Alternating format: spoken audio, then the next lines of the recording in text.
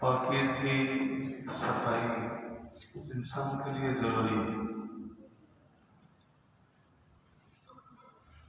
ज़ाहिर का असर बातिन पर पड़ता है। हदीस पाक में आता है, अगर गंदे ख्यालात आ रहे हैं, गुनाह के ख्यालात आ रहे हैं, आदमी वुजू कर ले तो ख्यालात खत्म हो जाए। इससे मालूम होता है कि ज़ाहिर का असर बातिन पर होता है। जैसे ये आज़ाए रईसा, चेहरा, बाजू, पाँव धुल गए, पूरे बदन में ठंडक पड़ जाती है, पूरे ख्यालात खत्म हो जाते हैं।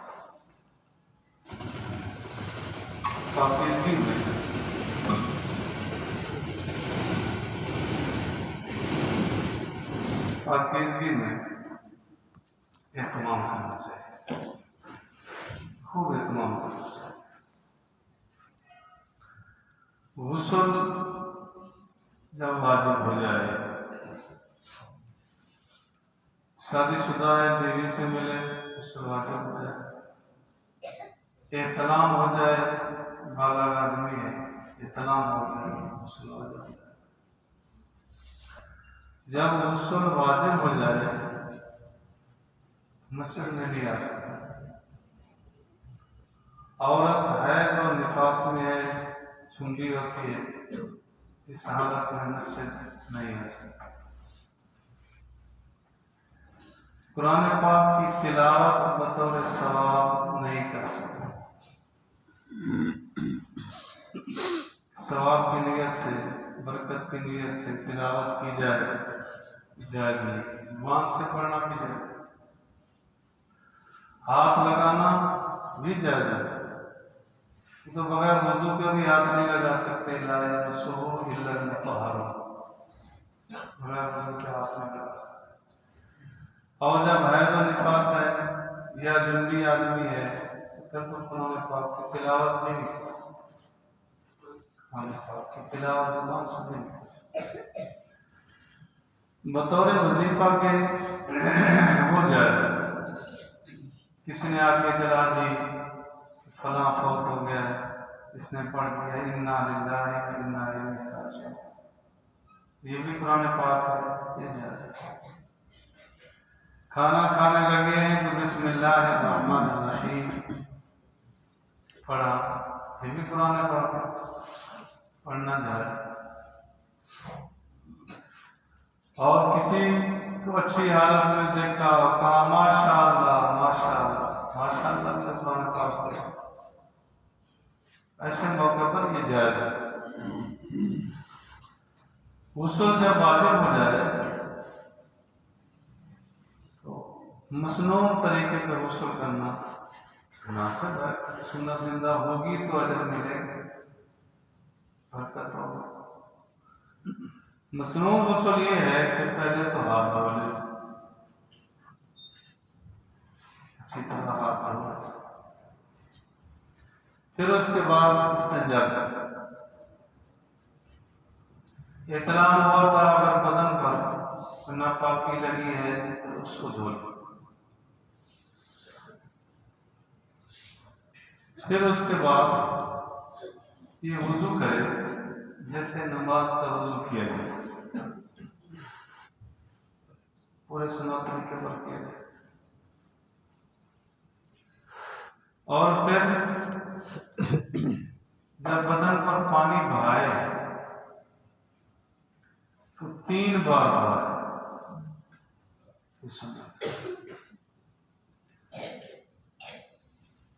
और वुजू करने का तरीका, हाथ धोया जाता है, कुली की जाती है, नाक में पानी डाला जाता है, फिर चेहरा धोया जाता है, फिर बाजू धोया जाता है, फिर मसा, और उसके बाद फिर पाँव धोया जाता है।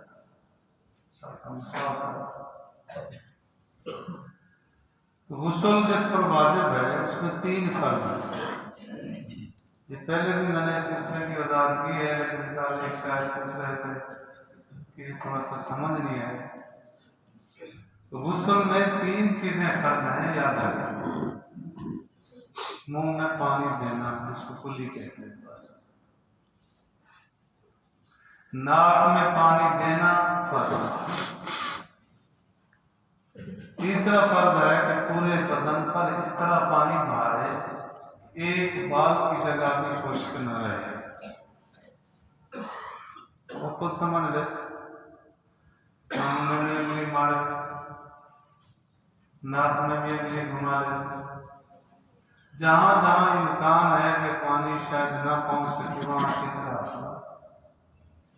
मालूम, फिर तो पानी पहुंच जाएगा। और ये फतावा आलमगीरी, आसन फतावा और फतावा जात में बिल्कुल वजाहत है कि गरारा करना ये सुन्नत है। नाक में नरम हड्डी तक पानी चढ़ाना ये सुन्नत है। कुल्ली करना फर्ज है, नाक में पानी देना फर्ज है, लेकिन ये गरारा करना ये सुन्नत। नाक में नरम हड्डी तक पानी चढ़ाना ये सुन्नत है। पानी देना फर्ज है, ऊपर तक चढ़ाना। रोजे की हालत में मना किया जाता है कि गरारा ना किया जाए। खतरा है कि पानी का एक कतरा भी अंदर चला गया, रोजा याद होते होते रोजा टूट जाए। इसी तरह नाक के रास्ते से अगर पानी चला गया, रोजा टूटता है पेट तक चीज पहुंचने से या दिमाग तक चीज पहुंचने से, रोजा टूट बराह रास्त नाफिजा रास्ते से। ये मसाम के जरिए से हट जाए उससे कुछ नहीं। नाफिजा रास्ता मुंह का रास्ता है, नाक का रास्ता है, कानों के वास्ते से जो मुलायम चीज अगर अंदर चली जाती है, तेल डाला अंदर चला जाता है। खुश्क अगर दवाई मसलन कान में लगाते तो नहीं जाती, पानी नहीं जाता। तो देखें, जैसे जिंदा के लिए मसनून वजू है, जब आदमी फौत हो जाए तो उसको भी वही मसनून वजू कराया जाता है। जैसे गुस्ल जिंदा के लिए तरीकाकार है, इसी तरह मैयत के लिए भी है। मैयत को भी जब गुस्ल कराया जाए पहले हाथ धोए जाए, उसके बाद कुल्ली होती है, लेकिन कुल्ली में उसकी ताकत है नहीं कि वो पानी बाहर निकाल सके। उसका यही है कि कपास गीली करके मुंह में लगाई जाए, मुंह साफ कर दिया। और इसी तरह नाक में, उसमें तो हिम्मत है नहीं कि वो नाक का पानी बाहर निकाले, उसमें कपड़ा कपास गीली करके नाक में लगा दिया, अच्छी तरह साफ। और ये बात भी वैसे काबिल गौर है, बहुत सारे घरों में, बहुत सारे इलाकों में जब गुस्ल कराया जाता है मैयत को, मस्जिद के किसी मौलवी साहब को बुलाया जाता है, किसी और इसको गुस्ल करता है। वैसे सोचो, बेशक आप उसको पैसे भी दें, जितना हमदर्दी से औलाद नहला सकेगी क्या वो मौलवी नहलाएगा? इसका मुंह अच्छी तरह साफ कर लिया जाए, इसका चेहरा अच्छी तरह साफ कर लिया जाए, यहाँ कुछ थोड़ा सा मैल लग रहा है ये साफ किया जाए। जितना हमदर्दी से औलाद करेगी और कौन करेगी? औलाद हाथ भी न लगा। ये भी याद रखने की बात है कि ये मौलवी की जिम्मेदारी नहीं, हर मुसलमान का अखलाक की फरीज़ा है, खुसूस अपने विरासत। उसके बाद फिर मुंह में नाक में कपास रख दी जाए कि पानी अंदर जाए नहीं। उसके बाद चेहरा धोया जाए, उसके बाद दायां बायां फिर बाजू धोए जाएंगे, फिर सर पे हाथ रख दिया जाएगा इस समस्या के लिए फिर। उसके बाद पांव धोए जाए, सर पे के पानी वहां रुके नहीं, बह जाने वाला। ये वुजू का मसनून तरीका है। वुजू हो गया तो अब गुस्ल करना है। गुस्ल के लिए पानी डालने का मसनून तरीका ये है कि पहले सर पर डालें, फिर दाएं कंधे पर डालें, फिर बाएं कंधे पर डालें। ये गुस्ल करने का जो पानी डालने का मसनून तरीका है वो ये करें। तो जब मैयत को गुस्ल दिया जाएगा उसकी भी यही शक्ल होगी, पहले सर धोया जाए, सर धोया जाए। मसनून अमल की कोशिश करेंगे, उसकी बरकत से अल्लाह ताला उस पर रहम फरमाएगा। सर धोया जाए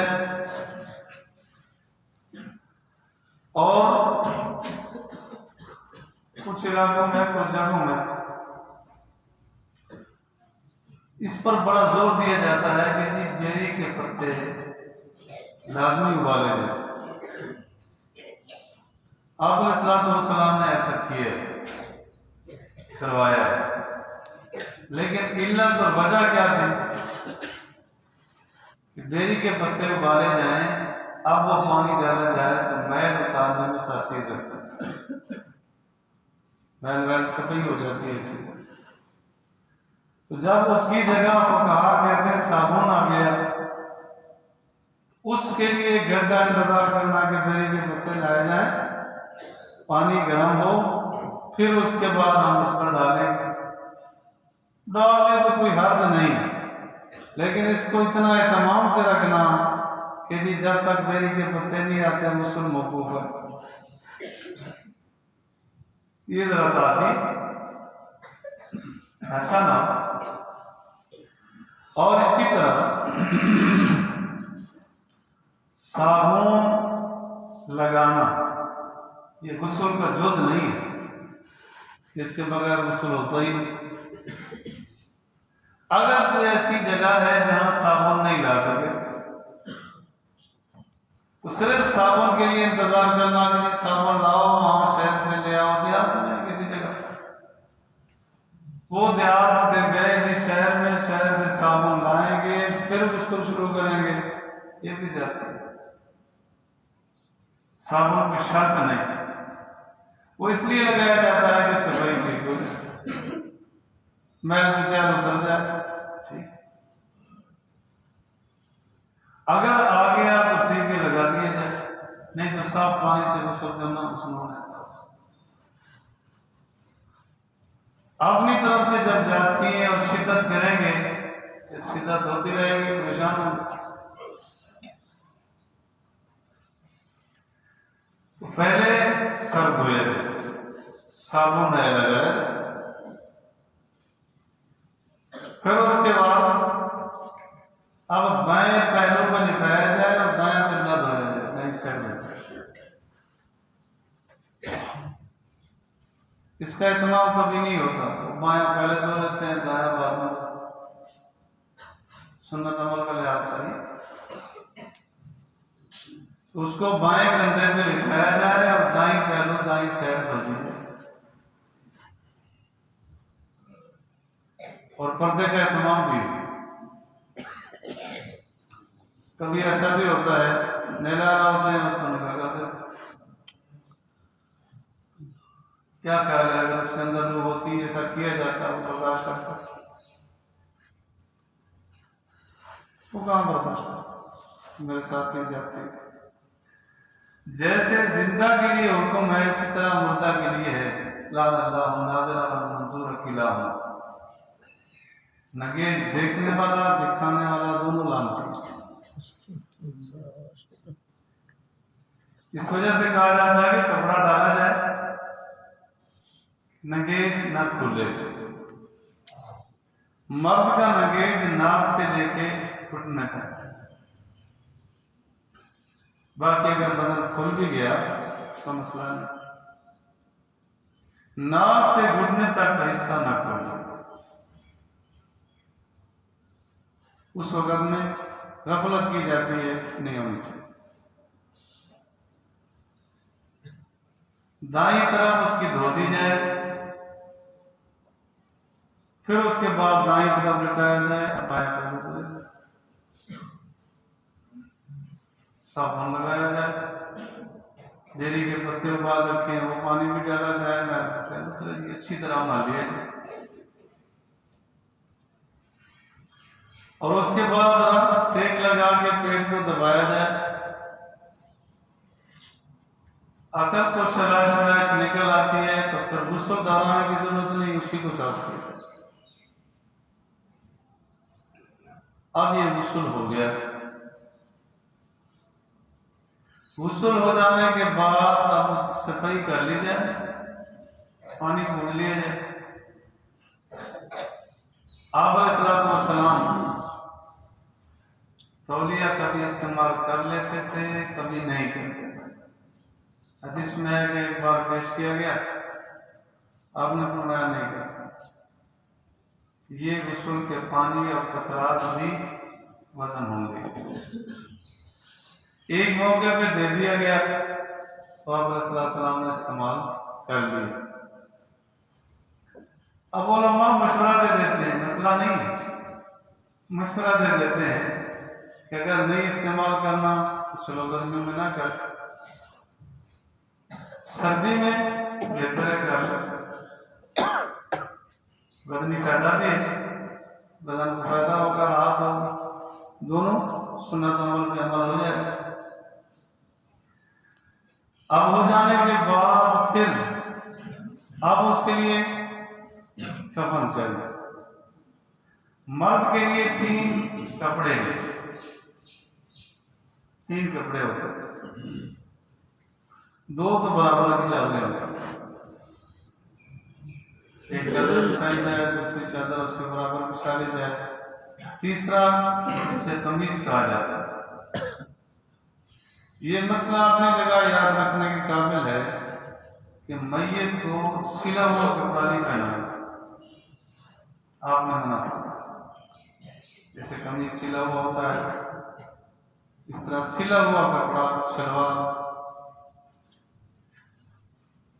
बहुत इलाकों में बड़ा जुल्म करते हैं, अगर औरत फौत हो जाती है उसको शलवार पहनाई जाती है सिली हुई, ये शरीयत के खिलाफ है।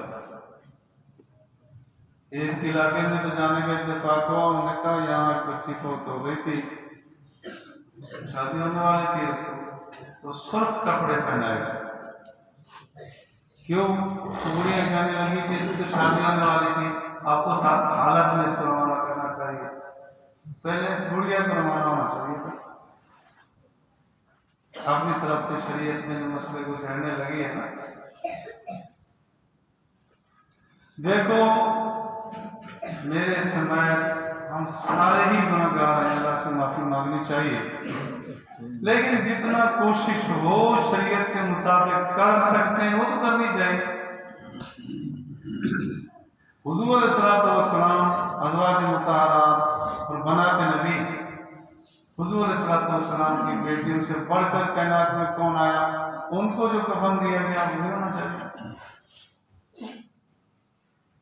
कहते हैं नहीं, बाज़ जगह सिली हुई टोपी पहना देते हैं, टोपी पहनाओ जी उसको, ये अपनी तरफ से इजाजत है, शरीयत का मसला नहीं।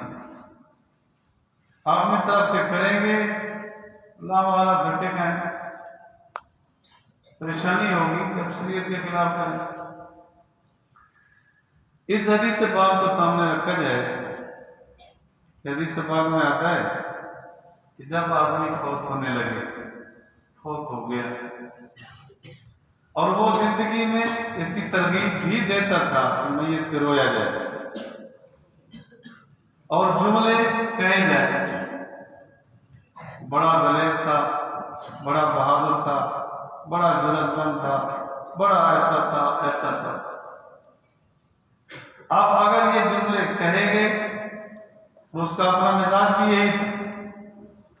कहे गए तो हदीस बाग में आता है, फरिश्ते आते हैं, लोहे के गुर्द ले रखे होते हैं और उसको मारते हैं और कहते हैं अच्छा तो ऐसा दलेर है,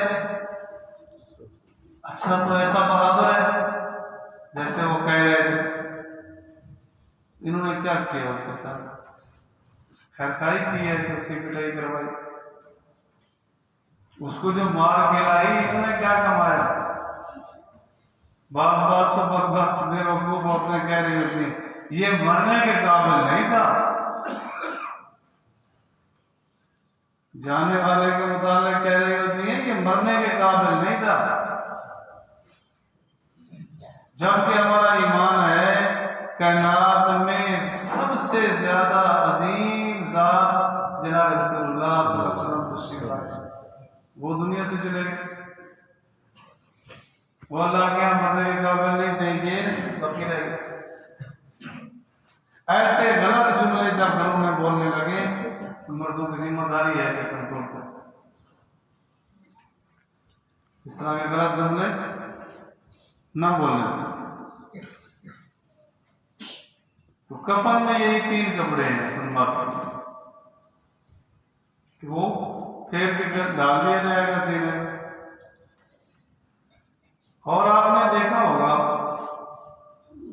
सुलहा, जिनको हम औलिया अल्लाह कहते हैं, आप जब भी उनका कमीज देखेंगे ना तो घुटने घुटने से नीचे तक आप तजुर्बा करें, जिनको आप बुजुर्ग समझते हैं। वजह कि आप अलैहिस्सलाम कमीज नीचा, जैसे जिंदगी में ये मसनून अमल है ऐसा ही कमीज पहनाया जाएगा कि घुटने से नीचे तक चला। ये तमाम कर लिए जाए तो क्या मुश्किल, मतलब ये है कि तवज्जो नहीं, अगर तवज्जो हो तो हो सकता। और फिर उसके बाद पहले बाईं तरफ फिर दाईं तरफ पर डालिए, फिर दूसरा फिर चादर जो है वो डालिए। इस तरह कफन उसको पहनाया जाए। कफन खुले नहीं तो बांध दिया जाता है। ये कफन है।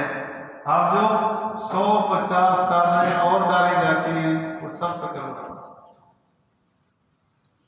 कोई मसनून अमल नहीं, कोई हुजूर और सहाबा ताबईन से साबित नहीं। यानी हुजूर अलैहिस्सलाम अगर तमन्ना फरमा लेते, अगर 1,24,000 या कम हो गए सहाबा जितना मौजूद थे वो तो सारे साथ जाते, वो तो जो हालात भी पेश आ जाते मजदूरी करके लाना पड़ती ले आते, लेकिन नहीं हुजूर ने फरमाया है बस ये। ऊपर जो चादर डालते हैं कलमा शरीफ लिखा हुआ होता है, इसका भी हुजूर अलैहिस्सलाम सहाबा ताबईन से इस तरह की चादर डालना साबित नहीं है।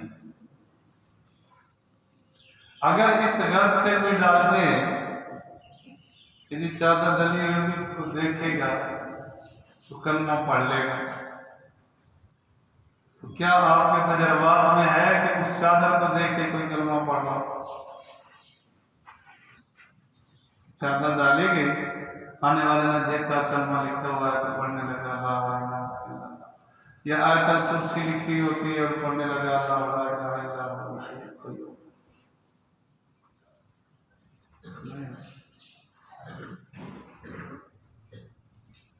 बाकी इस पर शिद्दत भी खैर नहीं, लेकिन अदब आदाब का मसला, जरूरत का मसला उसमें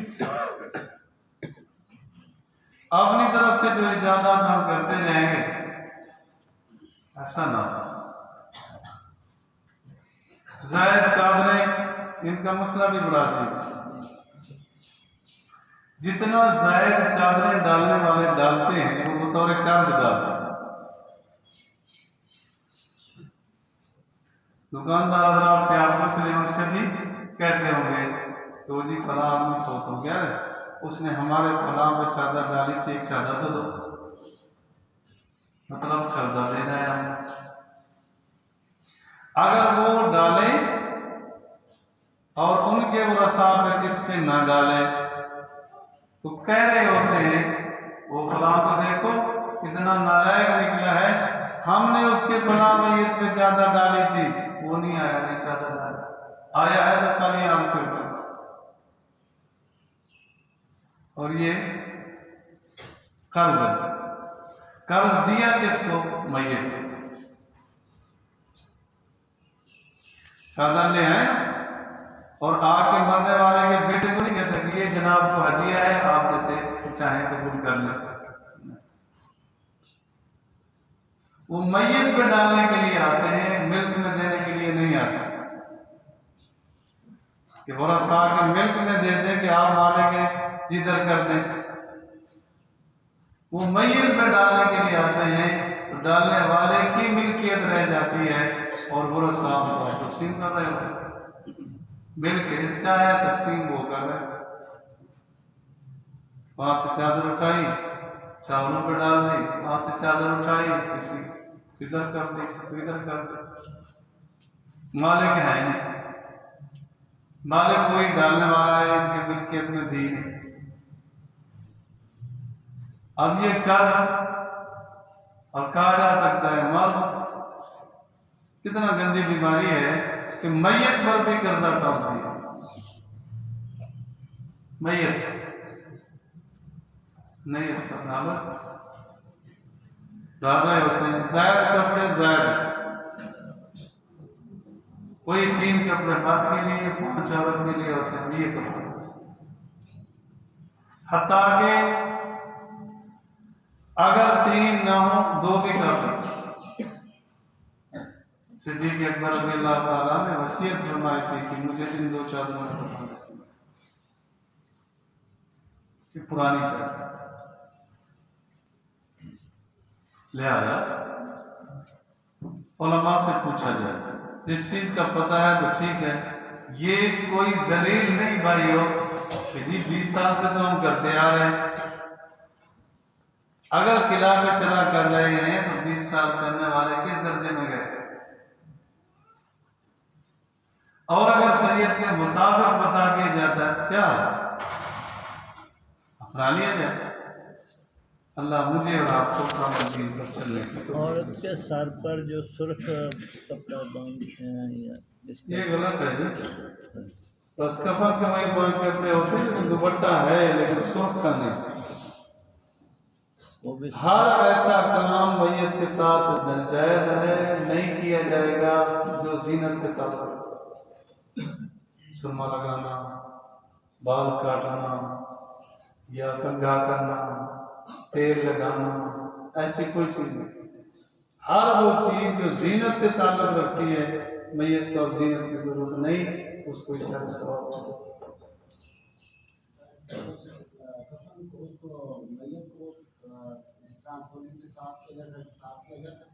हाँ, मतलब ये कि कपड़ा, तौलिया, कपास, जिससे भी बदन पूजा जाए, पूजा जा सकता है।